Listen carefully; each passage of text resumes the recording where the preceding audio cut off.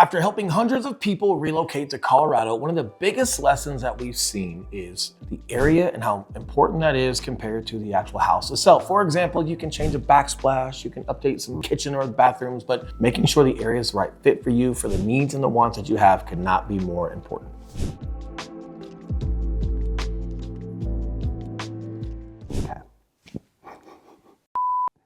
So if we were moving to Denver in 2026, these are the top 5 exact areas that we would pick. And these aren't just the most popular places right now. These are some of the best places for long-term future growth, for lifestyle, and where we think home values have the most room to grow. Correct. Now, some of these might not surprise you. They've been tried and true in Colorado for a long time, but some of these might surprise you. So you definitely want to stay tuned and check all these out. And what we're gonna do, we're gonna split this up into a few different sections. So we're gonna start downtown. We're gonna give you an up north option, an out west option, a down south, and an out east option. So wherever you need to live in regards to the perfect commute, these are our top suggestions. All right, getting into it, number 1, right in the heart of Denver, if we had to live anywhere in 2026, it would be Cherry Creek North. That's right. Now, Cherry Creek North is located just about 8 minutes away from downtown Denver, but very, very centrally located and has close proximity to highways. So honestly, regardless of where you need to commute to, Cherry Creek North is in a great location. A lot of people that are moving to Cherry Creek North, they're looking for a Denver address, right? So maybe you're working near downtown, but you're also looking for walkability. Cherry Creek North was ranked the most walkable city in all of Colorado, as a matter of fact. Correct, and that's not just your sidewalks and being able to walk your dog and enjoy the neighborhood. That is one aspect to Cherry Creek North. It's not just townhomes and apartments. You've got single family homes, and a lot of them still have fairly large lots, and a lot of them have fairly large homes as well. But in addition to that, you've got the Cherry Creek Mall, which is amazing, and you've got all the expansion that's happened what we call Cherry Creek North, whether it be dining, whether it be a little bit of life and going in and having a drink with your friends during a happy hour, or everything in between. If there is a spot to live in Denver and to put up with a little bit of traffic, and it's not horrible, but just being in the heart of Denver, if you're gonna put up a little bit with that, having everything at your fingertips like this, including Cherry Creek Country Club, things like that are amazing. You're also not too far from like Washington Park, which is just south down the way on University. A lot of really cool things. So if it were me, and I'm gonna put up with some of that being in the heart and some of that congestion per se, there couldn't be more things that you would wanna access to have fun with, and still the type of lifestyle you want when it comes to variety of property that you can own. Yeah, now Cherry Creek, we'll often reference it, and we'll hear people say this too, that it's kind of like the Beverly Hills of Denver. All right, not quite to the extent that Beverly Hills is, but if Denver had one, it's like Denver's version. And it's pretty sophisticated. If you're familiar with like California, it's kind of like a Westlake Village where they've got the 4 seasons out there. Like Cherry Creek North is a very sophisticated, very mature, very unassuming style of luxury. You've got a lot of great restaurants that are going over there, but you've also got a lot of expansion and development that's happening that we've been talking about in recent videos. Now, with this being a Beverly Hills of Denver, it is going to come at that luxury price point. You're looking at about a $1 million entry point for even just some condos up there, all the way up to $5+ million for some of the really nice, ultra high-end contemporary single family homes. Now, something to think about when it comes to that and the different levels of homes that they have and properties that they have is Cherry Creek North tends to be one of the spots that just doesn't lose equity. I like to compare it a little bit. It's not Boulder when it comes to landscape and certain like national level nostalgia, like an Aspen or like a Boulder, but for Denver, it's kind of like the Boulder of Denver in a sense that you're not going to be losing any equity or demand when it comes to that area. It's tried and true. Yes. It's a great spot, but we've also got some ideas or some things to think about just in case Cherry Creek would not be for you. Yeah, so for example, if you're looking for a big, gigantic landscaped yards with views of the mountains everywhere you Not big, not gigantic. Right. Big, gigantic. Right, big, gigantic, Yeah, I like how you phrase that. You will not find big or big, gigantic yards out in Cherry Creek. Correct. If you're looking for a big master plan community with a lot of, community amenities and things like that, a pool where the kiddos can go and play, Cherry Creek's not gonna be for you. Correct. You're just gonna find like Cherry Creek Country Club that's out there. You've got the golf course over there off of University. You've got some things like that, but it's more a private country club. Yes. They do have some things for kiddos. There are some great things that you can have them participate in, but it's more of like your traditional country club style. Totally. Amenities that are not necessarily specific to just one neighborhood. A lot of people from Colorado and out of the state participate in those. But when it comes to master plan community specifics, you're just not going to find that. That's right. Now, if you are looking for more master plan communities and clubhouses and pools, bigger yards, views of the mountains, let's head up north for our next suggestion. Which is our sleeper pick. Our sleeper pick, might not be thinking of this one. We haven't talked a lot about it, but this is going to be Broomfield, Colorado. Correct. And a lot of you, not a lot of you, there's a couple of you that were like, hey, Broomfield, I guess, turned down the IKEA project. Or IKEA turned down Broomfield for their own project. Whatever it may be, Broomfield is still stacking up wins. And word on the street is they're putting a beach in instead of an IKEA, which personally I'm a fan of. As much as IKEAs are great, there's only so many self-put-together furniture. IKEA doesn't assemble itself, you know. That I think you need. There's a lot of places that offer those things nowadays. So for the square footage IKEAs take up, I would much rather have a local beach and some recreation. So getting into that, Broomfield being our sleeper, there's a lot to be excited about and a lot to look forward to when it comes to this place. That's right. Now I would say the number one thing that should put Broomfield on the list for you is if you're going to be potentially working in Boulder or Denver, or you really want close proximity to Boulder, because one of the best things about Broomfield is its location, located right off Highway 36 between Denver and Boulder. If you're coming out here and you're going to be working in Boulder, but you want more of that suburban master plan feel, or you just don't want to pay the prices of Boulder, going 25 minutes outside of that to Broomfield is going to be one of your next best options. Correct. And when it comes to the economy out there, everything is still ever growing. So you're going to have a great economy moving forward toward the future. And then for personal reasons, some folks just don't necessarily want to live into the heart of Boulder, but they like access to it. But they also like access going to Bronco games and Rocky games. And believe it or not, if you're in the heart of Boulder, Denver, even though it's not terribly far away, it's enough to make you not want to go out for the weekend if you're on the fence about it. But when you're in between, your commute is not horrible. You still got some great school districts that are up there. You're still great when it comes to transportation, but the ever evolving community up there is only going to get better and better. And it's just bridging the gap between two of the most ideal places that people want to go, Boulder and Denver. If you haven't seen some of our lives, we've been talking about Broomfield a lot. We can reference that in the write-up down below with one of our lives where we talk about Broomfield specifically and this beach that they've got coming to town, which we think is super cool. Not enough time today to really get into a lot of those details, but we have referenced it. We'll make sure it's down below for you guys. All right, now Broomfield may not be for you if you're looking for like the Boulder sort of nightlife, as far as great date night spots and cool bars and restaurants and things like that. You're gonna have to still go to Boulder for that, right? Broomfield is going to be more your traditional suburban life. You do have the Broomfield Event Center, which helps, but I think what Eli's really trying to say is Broomfield is probably still one of those pass-through cities where you're going from Denver to Boulder, and there's just not a ton. You've got Flatiron Crossings Mall, that's not too far from there, but everything is still a little bit more spread out, and you don't have a ton of master plan communities out there, which means you're gonna be venturing into Boulder or venturing into Denver for just some more things to do. It's just not quite there. It's almost, not to repeat myself, but it's still kind of like that pass-through city in between the two majors. In these next couple of years, it will be more destinational to where you either just don't have to leave and there's plenty for you to do, or believe it or not, people in Denver might literally be going into Broomfield for some weekend fun and not necessarily having to go to Boulder. But until 100%. then, it's a little bit more pass through. You've got the bigger picture in sight. If you want some equity in sight, things like that, this would be a great fit. But if that's not what you're looking for and you want something that's just a little bit more developed, Broomfield might not be the pick. Sorry. No, I'm sorry. No, you're good. All right, so now let's go down south and west just a little bit to our next recommendation, Sterling Ranch. Correct. Now, before we do that, we're going to pop up a QR code and a phone number. This is our QR code for our free relocation guide. It's going to let you guys know everything you need to know when it comes to moving or living in Denver. It's free, it's mobile friendly. It's going to help you reference a lot of the locations that we're talking about today. Or if you'd like to book a call with us, call, text, or email. We'd be happy to help you. We're the guys that answer the phone calls. We are licensed realtors here in the state of Colorado. That being said, Sterling Ranch. All right, now Sterling Ranch is going to be our option for people that are looking to be as close to the foothills as possible, right? You've got Roxborough State Park literally in your backyard in Sterling Ranch. And this is as close as you can get to mountain living without having to deal with everything that comes with mountain living. Correct. There's a couple of luxury spots that are just to the west of Sterling Ranch, literally right up onto C470, a couple like luxury homes, but we're getting a little close to the foothills. There's also that small neighborhood that's kind of like across the highway, Solstice, which is amazing. A little bit more isolated, a little bit more inclement weather. So when we're having to really narrow this down and pick one on this side of the Denver metro area, Sterling Ranch is hard to beat because it does meet a lot of the demands when it comes to Roxborough Park and your views, but it's got amazing schools there. It's got some really cool things about the smart city and recycling rainwater and everything that you can imagine. So it's not that Solstice and some other spots aren't really cool. It's that when you're really having to narrow down and pick one, this one is hard to beat. And I'm also excited for the school and the commercial development expansions down there. They just bring shopping and schools a little bit closer to the actual neighborhoods of Sterling Ranch. So Sterling Ranch has been being developed for what, about 8 years now, maybe? At least. We've been involved with it for at least 4. Yeah. And so there is a lot built there right now, but there is still so much more to come, which is one of the reasons we wanted to put it on this list, because I can't think of a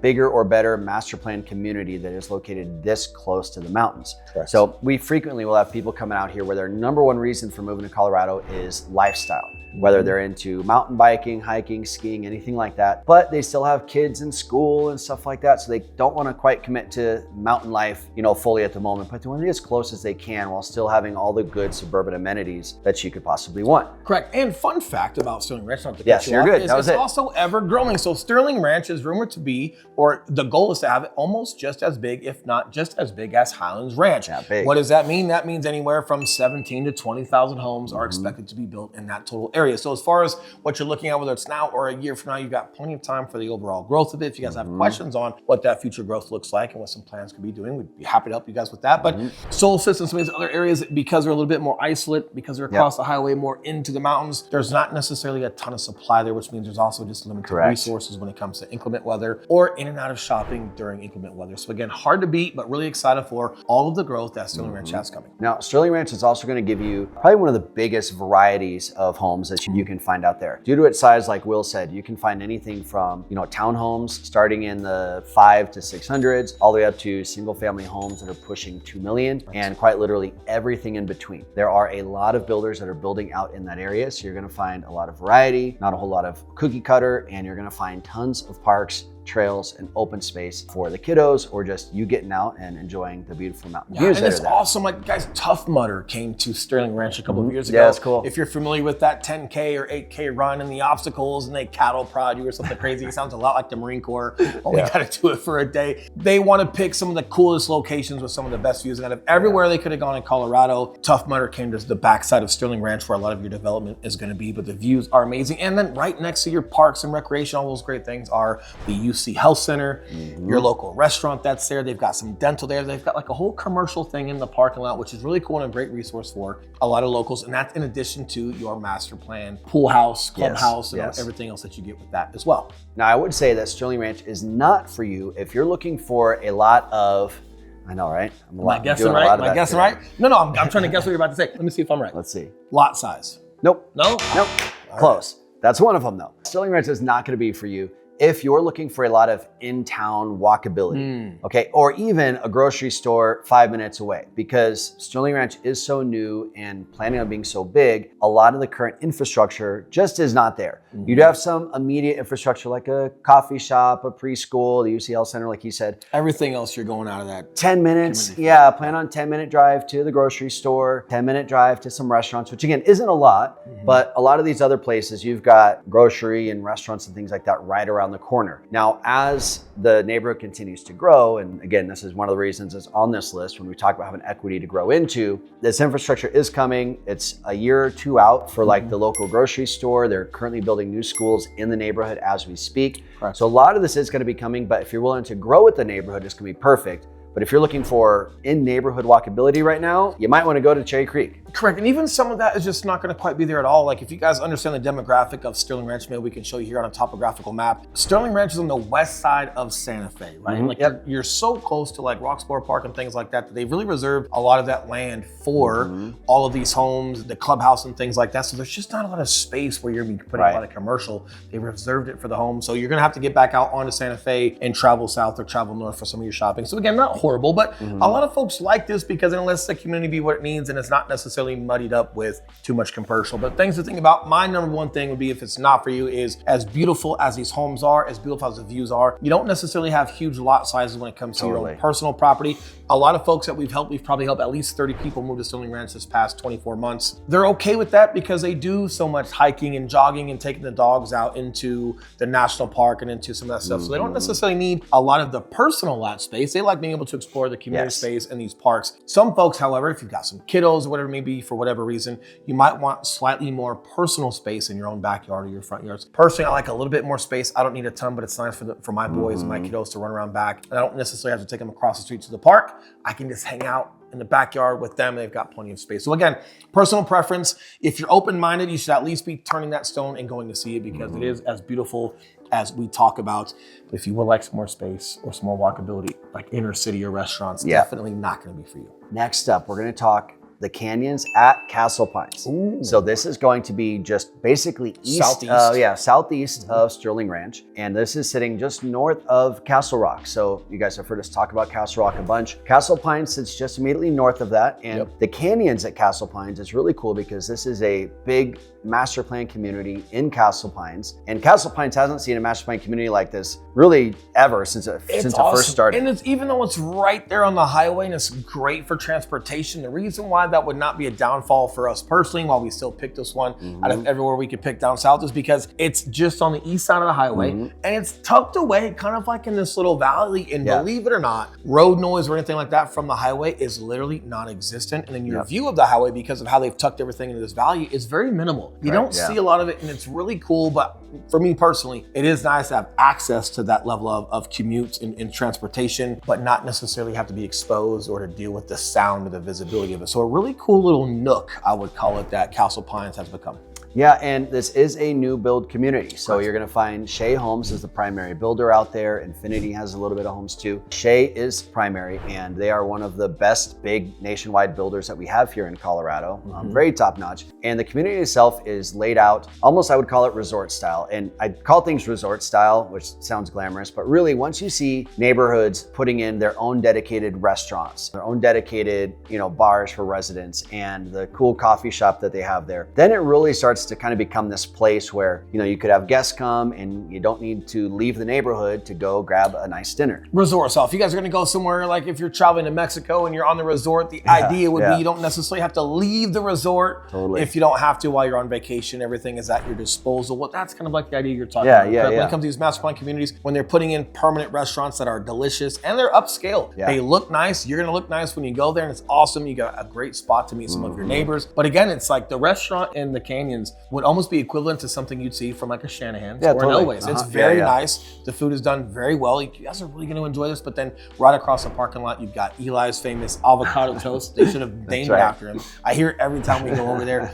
They've got your coffee. So they've got the brunch and the breakfast and the coffee shop and the toast thing going. But then you've got something really cool for afternoons, which I think is awesome. And again, it gives you something at your disposal without necessarily having to leave your resort or where you live. Now, the homes out here are going to range from about $750,000 up to about $2 million. So about the same price range as Sterling Ranch. But one of the things I like about Castle Pines is, first of all, the school district. So you're in Douglas County school districts, same as Castle Rock and Sterling Ranch as well. But out of all the Douglas County schools, some of the highest rated ones are in Castle Pines. So once you get that Castle Pines address, you get access to the best public schools in Douglas County School District. But then on top of that, the Canyons development opened up all this other infrastructure for more commercial development. So right now they're putting in a giant Lifetime Fitness right outside the main community of the Canyons. And then they are also about to open up a new phase of the construction, which is gonna have anywhere from 3 to 5 acre lots out there. Correct, which is really cool and really unique because a lot of folks are really requesting things like that, but you don't see a ton of master plan communities that are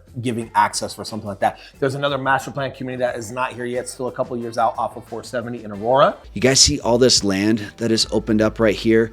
This is going to be Prairie Point. This is where you're going to have the homes, the golf courses. Cherry Creek Schools right there by 470 Parker. That's doing 3 acre lots, I think, or 4 1 acre lots. Some of these things in Castle Pines that you'll get access to. Really great opportunities. And the clubhouse you get for Castle Pines or for the Canyons. The Canyons is their clubhouse is also having like things specific to pickleball. So as much as I joke and make fun, it's really cool to stay active. It's a great way to meet your neighbors and stay competitive. However, things might not be for you when it comes to Castle Pines. If you want a little bit more of a downtown feel or an inner city feel when it comes to a Cherry Creek North, things like that, you're still definitely going to feel like you're off the beaten path. You're going to have your restaurants and your amenities, and you're going to see some of your neighbors, but there's not necessarily some of that like bigger social aspect of going somewhere and just seeing a bunch of strangers like you would if you were at a Cherry Creek North. There's 100%. Enough people down there that are commuting. Or even at Castle Pines Village, like their country club. Exactly right. So it's still a little bit more small town feel when it comes to that. if you like a little bit more Denver aspect or like the old traditional Denver style homes, Cherry Creek North would be a better fit, especially if you want to walk and feel like you see all those mature trees, walk down Colorado River, the Platte River, things like that. You're definitely not going to find that type of atmosphere, but still really cool. But a lot of folks nowadays, especially when it comes to some of the luxury home price points, believe it or not, are picking